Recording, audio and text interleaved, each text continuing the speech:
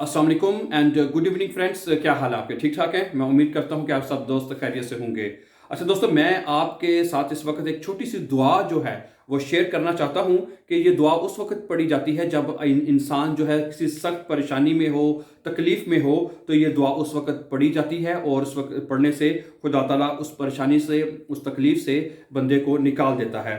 तो नबी करीम सल्लल्लाहु अलैहि वसल्लम को जब कोई काम सख्त तकलीफ या परेशानी में डाल देता तो आप भी ये दुआ पढ़ते। ठीक है, दुआ ये है, या हय्यू या कयूम, ये साथ में लिख भी दूंगा। ठीक है, या हय्यू या कयूम बेरहमतिका अस्तगीसु। ठीक है, छोटी सी दुआ है, तो जब आप चलते फिरते उठते बैठते हर वक्त पढ़ सकते हैं, नमाज में भी पढ़ सकते हैं।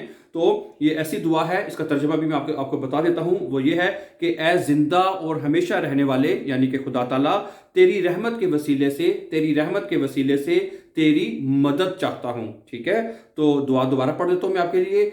या हय्यू या कयूम बेरहमतिका अस्तगीसु, या हय्यू या कयूम बेरहमतिका अस्तगीसु, ए जिंदा और हमेशा रहने वाले, यानी कि अल्लाह ताला तेरी रहमत के वसीले से, तेरी रहमत के वसीले से तेरी मदद चाहता हूँ। ठीक है दोस्तों, तो दुआ है कि अल्लाह ताला हम सबकी परेशानियों को, तकलीफों को, गमों को दूर फरमाए और हमेशा अपने फजल में रखे। Before going please, if you are interested in learning German language or English language, I have 3 more channels. Links will be given in the description, and you can also learn German and English language with us. So thank you very much for watching. Before going, please don't forget to like, share and subscribe so that you can find our upcoming videos.